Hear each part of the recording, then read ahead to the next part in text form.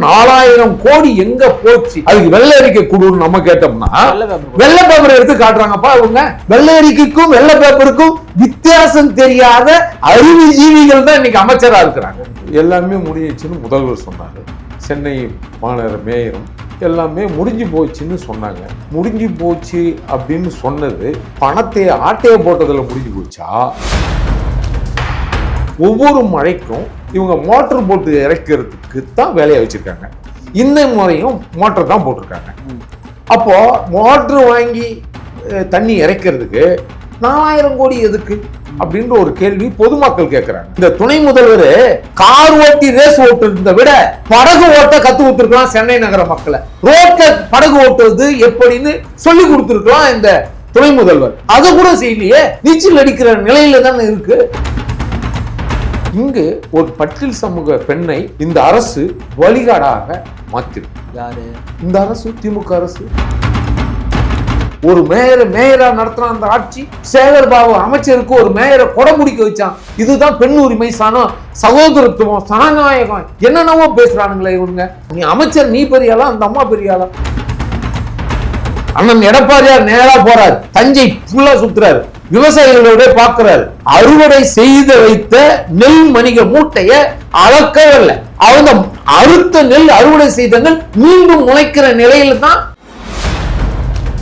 திருமாவளவன் ஒருத்தர் இருக்காரு. கனவு திட்டத்துக்கு 10 லட்சம் எடுத்து போய் கி வீரமணி இன்னைக்கு கொடுத்துருக்காரு. ஏன்னா அந்த கி வீரமணி எங்க பாதிக்கப்பட்டாலும் எவன் பீ தண்ணி குடிச்சாலும் போய் மக்களை பார்த்து ஆறுதல் சொல்றாருல்ல. 10,000 கோடி பணம் இருந்தாலும் கூட மக்களை சந்திக்காத ஒரு மடம். நிம்மதி ப்ராப்பர்ட்டி மேனேஜ்மெண்ட். உங்கள் பழைய வீட்டை புதிய வீடாக மாற்றலாம் வாங்க. அண்ணா வணக்கம். 4000 கோடி ஒதுக்கீடு பண்ணாங்க. குறிப்பாக சென்னையில் இந்த மழை காலத்தில் நிறைய பாதிப்புகளை ஏற்படுத்துது. அதை சீர்படுத்துவதற்காக எனக்கு தெரிஞ்சு ஒன்றும் மழையே பெய்யலை. அப்படி மழை பெய்யாமல் இருக்கும்போதே பார்த்தீங்கன்னா அங்கங்கே தண்ணி நிற்கிறது. இந்த மழைக்கு சென்னை தாங்கலை. எப்படி பார்க்குறீங்க இதை? இல்லை, இந்த 4000 கோடி ஒதுக்கீடு மழைநீர் வடிகால் வாரியத்துக்காக ஒதுக்கப்பட்ட நிதின்னு சொன்னாங்க. ஒரு அமைச்சர் சொன்னார், ஆக 98% வேலை முடிஞ்சிச்சுன்னாரு. மேயர் சொன்னாங்க 95% முடிஞ்சிச்சுன்னாரு. எல்லாமே முடிஞ்சிச்சுன்னு முதல்வர் சொன்னார்.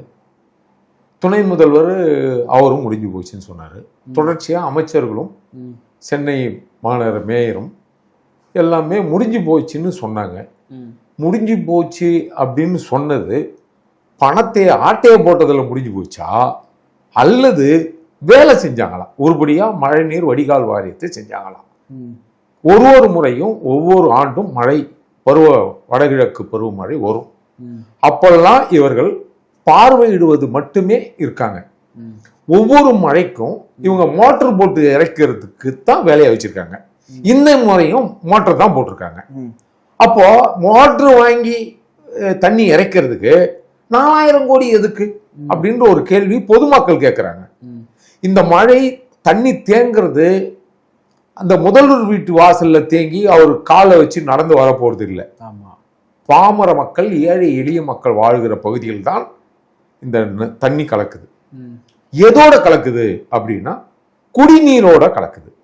குடிநீரோட கலந்தா என்ன நடக்கும் அப்படின்னா, இயற்கையா ஏற்கனவே குடியில் நாசமாக போன இந்த தமிழகத்தினுடைய இளைஞர்கள் இன்றைக்கு தண்ணியில முழுகிற நிலை.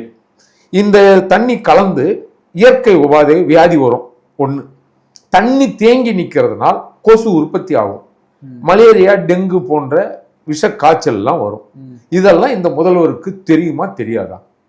ஏற்கனவே சனாதானத்தை நம்ம ஒழிக்கணும்னா எதிர்க்கக்கூடாது, ஒழிக்கணும்னு சொன்ன துணை முதல்வர் இந்த எத்தனை லட்சம் கொசுக்களை இவர் ஒழிச்சிருக்காரு முதல்ல ஒரு கணக்கு சொல்லணும். ஏன்னா ஒழிக்கணும் தானே சொல்லியிருக்காரு. இத்தனை ஆண்டு காலம் ஆட்சிக்கு ஒழிச்சிருக்கீங்களா? என்ன செஞ்சிருக்கீங்க? இங்கு ஒரு பட்டியல் சமூக பெண்ணை இந்த அரசு வழிகாடாக மாத்திருக்கு. யாரு இந்த அரசு? திமுக அரசு. ஆமா, பலியிட்டு இருக்காங்க. பட்டியல் சமூக பண்ண பலியிட்டு இருக்காங்க. எதனால அப்படி சொல்றீங்க? ஆமா, எல்லாத்துக்கும் பொறுப்பு யாரு? சென்னை மாநகர மேயர் தானே பொறுப்பு. அப்படித்தானே சொல்லப்படுது. ஒரு மேயரா நடத்தின அந்த ஆட்சி. சேகர் பாபு அமைச்சருக்கு ஒரு மேயரை கொடமுடிக்க வச்சான். இதுதான் பெண் உரிமை, சகோதரத்துவம், சனநாயகம், என்னென்னவோ பேசுறானுங்களே இவனுங்க. ஒரு மேயரை, மாநகர தந்தை. இந்த மண்ணில் சென்னையில் யார் இருந்தா? சிவராஜ் பிள்ளை இருந்த அரியணை அது, சிவசண்முகம் பிள்ளை இருந்த அரியணை இது, பரமேஸ்வரன் அமர்ந்த அரியணை அது மேயர். கடைசியாக வைபாய உட்கார்ந்த அரியணை மேயர் பதவி. இத்தனை பட்டியல் சமூக தலைவர்கள், ஆளுமைகள் அமர்ந்தாங்க. எங்கேயாவது ஒரு மேயரை போய் ஒரு அமைச்சர் கொடமுடிக்க வைப்பாங்களா? இல்ல, அந்த மாநகர தந்தை நீங்க அந்த பதவி. அந்த அம்மாவே விருப்பப்பட்டு தானே போய் பிடிக்கிறாங்க. அப்படி எப்படி விருப்பப்பட்டு பிடிக்க வைப்பாங்க? என்ன சொல்லணும்? என்ன சொல்லணும்? முதல்ல நீ பெரிய ஆளா, நீ அமைச்சர், நீ பெரிய ஆளா, அந்த அம்மா பெரிய ஆளா? பதவியில மாநகர தந்தைன்னு சொல்லப்பட்ட சென்னையில அவங்கள்தான், அவங்க தானே. இது சென்னையில நடக்கிறது தானே. எப்படி அவமதிக்கிறீங்க நீங்க? இதுதான் உங்களுடைய பகுத்தறிவா? அததான் ராமசாமி நாயக்கன் கத்து விட்டானா உங்களுக்கு? ஒரு பெண் அடிமையா வச்சுப்பீங்களா நீங்க? பலிட்டு இருக்காங்க. இதுல உண்மையிலேயே சொல்ற குற்றம் சாட்டு இந்த அரசு மீது பலிட்டு இருக்கிறாங்க. ஒரு திட்டமும் நிறைவேறல, ஒண்ணுமே செய்யல. இது இங்க மட்டும்னு பார்க்கல, தமிழகம் முழுக்க. தமிழகமே ஒரு நாள் மழையிலே நாசமா போச்சு, பயிர் நாசமா போச்சு, அறுவடை செய்த விவசாயிகள் அப்படியே கண் கலங்குறான். அந்த அளவுக்கு தான் இந்த அரசு இருக்கு. கிட்டத்தட்ட 789 கோடி ரூபாய் இன்றைக்கு தீபாவளியில சரக்கு வித்திருக்கீங்க. அது இல்லாத சிஏஜி அறிக்கை என்ன சொல்லுது? எதிர்கால திட்டமே உங்ககிட்ட இல்ல. இவங்க வாங்கினதெல்லாம் சம்பளம் கொடுக்கிற மாதிரி பணம். கிட்டத்தட்ட எத்தனை லட்சம் கோடி? 4.5 லட்சம் கோடி நீ கடன் வாங்கி இருக்கிற இந்த அரசு. அதுக்குண்டான திட்டங்கள் என்னன்னா புதுசா எதுவும் திட்டமே இல்லை. இந்த 1000 ரூபாய் கொடுக்கறதுலாம் உங்களுக்கு தெரியலையா? எது என்ன? எத்தனை பேருக்கு கொடுத்துட்ட? எத்தனை பேர்? எவ்வளவு கணக்கு? நீ இந்த துணை முதல்வர் கார் ஓட்டி ரேஸ் ஓட்டுறத விட படகு ஓட்ட கத்து கொடுத்துருக்கலாம் சென்னை நகர மக்களை. ரோட்ல படகு ஓட்டுறது எப்படின்னு சொல்லி கொடுத்துருக்கலாம் இந்த துணை முதல்வர். அதை கூட செய்யலையே. நீச்சல் அடிக்கிற நிலையில தானே இருக்கு. இதுதான் வீடு தேடி மழை நீர் கொண்டு வர்ற திட்டமா? வீட்டுக்கு தண்ணி எடுத்துட்டு வர்ற திட்டமா? இதுதான் கழிவு நீர் கொண்டு வர்ற திட்டமா இது? கொஞ்சமாவது மனசாட்சி இருக்கா இவங்களுக்கெல்லாம்? இந்த மக்கள் கையேந்திர மக்களா? ஒவ்வொரு சமூக கூடத்தையும் வாடகை எடுத்து சோறு பொங்கி போட்டு கையேந்திரமா சோத்துக்கு விழி இல்லாத இருக்காங்களா இந்த மக்கள்? அரசே உங்களுக்கு இதெல்லாம் கொடுக்கறது நல்லது. என்ன நல்லது? நான் நோய் வராத அரசே நோய் உருவாக்கிறதுக்கு வழி பண்ணி கொடுக்கிறது நல்லதுன்னு நினைக்கிறீங்களா? எப்படி இது? இல்ல, உங்களுக்கு 1000 ரூபாய் கொடுக்குறாங்க. என்ன 1000 ரூபாய் கொடுத்து என்ன நடக்குது? அந்த 1000 ரூபாய் இந்த மாதிரி நெருக்கடி நேரங்களில் சாப்பாடு கொடுக்குறாங்க. அதைத்தான் சொல்றேன். அதுதான் கையேந்திர நிலையிலே வச்சுக்கிறது. இவங்க எதை கொடுத்தாலும் நமக்கு ஓட்டு போட்டுறான்னு மம்மதில் இருக்குது இந்த திராவிட மாடல் அரசு. கேட்டா சொல்றாரு, மக்கள் பார்வையிடுறதுக்கு தான் மக்கள் வாக்கு போட்டு தேர்ந்தெடுத்துக்கிறான் துணை முதல்வர் சொல்றாரு. செயல்படுத்துவதற்கு ஒரு திட்டத்தை நிறைவேற்றுறதுக்கு இல்ல. அண்ணன் எடப்பாடியார் நேரா போறாரு, தஞ்சை ஃபுல்லா சுத்துறாரு, விவசாயிகளோட பாக்குறாரு.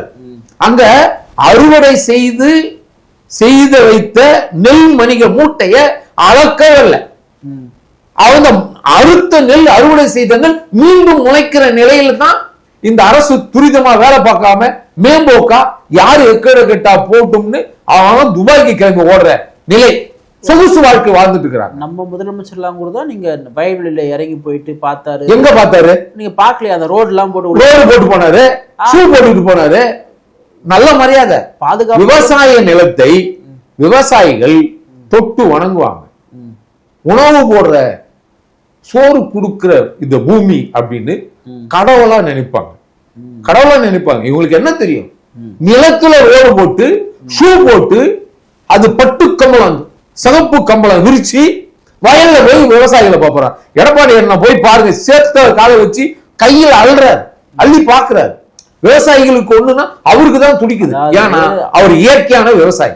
ஓகே, நீங்க சொல்றதை நான் ஏற்கிறேன். ஏன்னா ஒரு விவசாயி, இவர் ஒரு முதலமைச்சருடைய மகனா இருந்து நம்மளுக்கு முதலமைச்சர் வந்திருக்காரு. அப்ப அவங்க என்ன பழகப்பட்டிருக்கலாம், அப்படித்தானே போக முடியும். என்ன அப்ப நீங்க முதல்வரா வரும்போது முதல்வராகவே பழகப்பட்டு, அவங்க அப்பா முதலமைச்சர் இல்லையா? ஆமா, அவரு முதலமைச்சர், இவரு முதலமைச்சர். இது மன்னர்கள் வந்து கேட்பான்ல, மன்னர் எப்படி கேட்பான்? மன்னா வானம் மும்மாறி பொழிந்ததா? அமைச்சரை பார்த்தா மன்னன் கேட்பான்ல. அந்த மாதிரி தான் இவங்க. ஏன்னா இவங்க இந்த நாட்டை ஆளுகின்ற மாமன்னர்கள், மாமா மன்னர்கள். இவர்கள்லாம் பெரும் மன்னர்கள். இவங்க இந்த மன்னர்கள் வந்து அமைச்சரை தான் கேட்பாங்க. வானம் பெஞ்சதா? ஐயோ மழை வந்துச்சா அப்படின்னு. வானங்க இயற்கையா என்ன நடக்குதுன்னு தெரியாத ஒரு சூழலில் இந்த திராவிட மாடல் அரசு, தீய சக்தி மாடல் அரசு இந்த மக்களுக்கு இன்னல்களை மட்டுமே கொடுத்து கொண்டு. இப்போ ஒரு 2 நாள் மழை பெஞ்சது இல்லையா? இங்க சென்னையில எங்குமே தண்ணியே நிக்கலையாம, ஃபுல்லா தண்ணி எல்லாமே அந்த இவங்க போட்ட வடிகால் வாரியத்தின் மூலமா உள்ள போயிடுச்சாம. யார் சொன்னா? வர சொல்லி என் கூட நான் காட்டுறேன். நிக்குது தண்ணி இப்ப கூட நிக்குது இந்த மழைக்கே. ஆமா, வா பெரம்பூர் பக்கம் வா. மழை இன்னும் பெருசா பெய்யல. இதுக்கே சென்னை தாங்கல. ஆமா, இதுக்கே தாங்கல. இன்னும் கடுமையான மழை பெஞ்சிச்சுன்னா எதுக்கு அரசு பள்ளிகள் லீவ் விட்டீங்க? போன மழைக்கு குழந்தைங்க எல்லாம் மழையில் நினைவாங்கன்றதுக்காக லீவ் விட்டுறாங்க. ஆஹா, எங்க குளத்துல இந்த வடிகால் வாரியத்துல பாதுகாப்பு இல்லாத செஞ்சதுனால இங்க சூளைமேட்டுல கூட ஒரு பெண் வந்து அந்த வடிகால் அந்த வேலை செய்யற இடத்துல ஊந்து ஒரு அம்மா செத்து போயிருக்கு. ஒரு பாதுகாப்பு இல்லை, ஒரு வேலையும் முடிக்கல, எதுவுமே செய்யல. இவங்க எல்லாம் தொடங்குனாங்க. 4000 கோடி எங்க போச்சு? யார் கணக்குல போச்சு? அதுக்கு வெள்ளை அறிக்கை கொடுன்னு நம்ம கேட்டோம்னா வெள்ளை பேப்பர் எடுத்து காட்டுறாங்கப்பா. அவங்க வெள்ளை அறிக்கைக்கும் வெள்ளை பேப்பருக்கும் வித்தியாசம் தெரியாத அறிவுஜீவிகள் தான் இன்னைக்கு அமைச்சரா இருக்கிறாங்க. வித்தியாசம் தெரியும் அவங்களுக்கு. ஒரு மமதை, நம்மள யாருன்னா கேட்க முடியும். அது திமுரு தானே? உண்மைதானே? அது வெள்ளை பேப்பரை காட்டலாமா யாராவது? அப்படித்தான் இவர்கள் இந்த மக்களை எப்பவும் அனாதைகளாக. நான் என்ன கேட்கிறேன், சென்னையில ஏடிஎம்கே ஆட்சி இருந்தா மட்டும் என்ன வந்துட்டு போகுது? அதே மாதிரி தானே தண்ணி நிக்க போகுது. அப்ப திமுக மட்டும் நீங்க தேடி குறை சொல்றப்படுறது எப்படி? இயற்கை பண்றதுக்கெல்லாம் திமுக பொறுப்பாகும் இல்ல. வானிலை சொல்லுது இவ்வளவு மழை பெய்யும்னு. அப்பெல்லாம் வந்து வானிலை தகவல் சொல்லிச்சுன்னா அரசு பள்ளி விடுமுறை விடும். முன்கூட்டியே செயல் திட்டம் இப்படி வரப்போகுதுன்னு சொல்லும். மத்திய அரசு நிறுவனங்கள் இங்க நுங்கம்பாதிலே சொல்றோம், இன்னைக்கு கடுமையா மழை பெய்ய போகுதுன்ட்டு. மழை செய்யறதுக்கு பெய்வதற்கு முன்னே வேலை பார்க்கணுமா? மழை நேரத்துலதான் இறங்கி வேலை பார்க்கணுமா? முன்னாடிதான் பண்ணணும், முன்னெச்சரிக்கை தான். அப்ப வெயில் நாள்ல இவங்க என்ன பண்ணாங்க? போன மழையில இவங்க பாத்துருப்பாங்கல்ல, பள்ளம் தோண்டிட்டு இருக்காங்களா? அங்க பள்ளம் தான் தோன்றாங்க. எதுக்கு? குண்டும் குழியுமா ஊந்து வண்டி வாகன டூ வீலர் வச்சிருக்கிறான்ல, அவங்க எல்லாம் ஊந்து சாகணும், அவங்க வண்டி எல்லாம் நாசமா போகணும். இவங்களுக்கு என்ன குண்டும் குழியா ஆகணும்? எந்த ஊருக்கு இவங்க சாலை ஒழுங்கா போட்டிருக்காங்க? இவங்க எந்த திட்டமும் நடக்கல. இந்த 4000 கோடி சாதாரண தொகையாது. 4000 கோடி மக்களுடைய வரி பணம் தானே. அந்த பணத்தை கணக்கு கேட்கணும்ல, நம்ம கணக்கு கேட்கணும்ல. அப்ப 4000 கோடி எங்க போச்சு? எல்லா திட்டமும் முடிஞ்சு போச்சு. மிச்சம் எவ்வளவு இருக்கு? மிச்ச காசு இருக்கணும்ல, எவ்வளவு இருக்கு? 95% முடிஞ்சிச்சு, 100% முடிஞ்சிச்சு, 92% முடிஞ்சிச்சு. இப்படி ஒரு கணக்கு போடுறீங்களா? மீத தொகை எவ்வளவு? எந்தெந்த பகுதியில் நீங்க வேலை? 1000 கோடிமா ஏப்ப விட்டுருப்பாங்க. ஒண்ணுமே செய்யல இவங்க. மொத்தமும் தான் ஏப்ப விட்டுறாங்க தான் நம்ம கருத வேண்டும். இல்ல எதுவுமே செய்யல நீங்க ஒண்ணு சொல்றீங்க இல்லையா? எதுவுமே செய்யாம இருந்தா சென்னையில இன்னைக்கு வந்து ஸ்தம்பிச்சு போயிருக்காதா? நாங்க இவ்வளவு ஒன்று பண்ணிருக்கிறோமே, நீங்க வருண பகவான் பண்றதுக்கெல்லாம் எங்களை எப்படி குற்றம் சுமத்துறீங்கன்னு கேக்குறாங்க. இல்ல, போன முறை வந்து மா சுப்பிரமணியன் சொன்னாரு, நாங்க எல்லாம் இந்த மக்கள் ஆனந்த கண்ணீர் வடிக்கிறாங்கன்னு சொன்னார். மழை வெள்ளத்தில் பாதிக்கப்பட்டு இந்த மக்கள் அல்லல் படுகின்ற பொழுது, பசியும் பட்டினியும் அலைகின்ற பொழுது, ஒவ்வொரு தெருவிலும் வாகனம் செல்ல முடியாமல் காய்கறி விலை உயர்வு, பால் விலை உயர்வு, அத்தியாவசிய எல்லா பொருளும் விலை உயரும் போது கூட இவர்கள் அந்த விலை உயர்ந்தாலும் பரவாயில்லை ஆனந்த கண்ணீர் வடிக்கிறாங்கன்னு சொல்றாரு. இந்த மக்கள் எப்படி வாழுறாங்க தெரியுமா? கிராமப்புறங்கள்ல மழை பெய்ந்து சுவர் இடிந்து விழுந்து மரணம் நடக்கிற நாட்டில தான், தமிழ்நாட்டில தான் நம்ம வாழ்ந்து கொண்டிருக்கிறோம். இல்ல இப்ப நீங்க மழை பெஞ்சு ஒருத்தங்க இடி இடிச்சு செத்துட்டாங்கன்னா அவங்களுக்கெல்லாம் கூட ஏன் காசு தரலன்னு கேட்பீங்க பொழுது நீங்க? ஆமா, கேட்டுதானே ஆகணும். கூட்ட நெரிசல் செத்துறோம், குடிச்சு செத்தவனுக்கெல்லாம் காசு கொடுக்குற, இயற்கையா மின்னல் தாக்கி செத்தவங்களுக்கு பணம் கொடுக்கணும்ல, நிவாரணம் கொடுக்கணும்ல, அதுதானே முறை. அதுதானே முறை, அப்படித்தானே செய்யணும். திருமாவளவன் ஒருத்தர் இருக்காரு, கனவு திட்டத்துக்கு 10 லட்சம் எடுத்து போய் கி வீரமணிட்டு இன்னைக்கு கொடுத்துருக்காரு.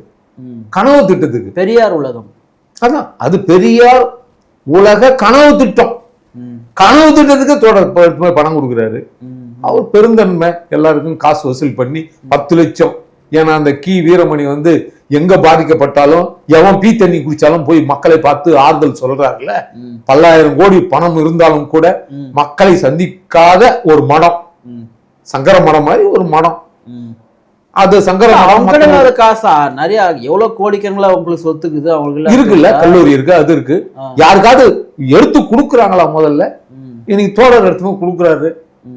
எனக்கு அதிசயமா இருக்கு. ஐயோ நம்ம மக்கள் ஏழை. எனக்கு அது வருத்தமா இது பார்க்கும்போது 10 லட்சம் என்ன இது? கனவு திட்டத்துக்கு, நிஜ திட்டத்துக்கு இல்ல, யாரோ கனவு கண்டதுக்கு.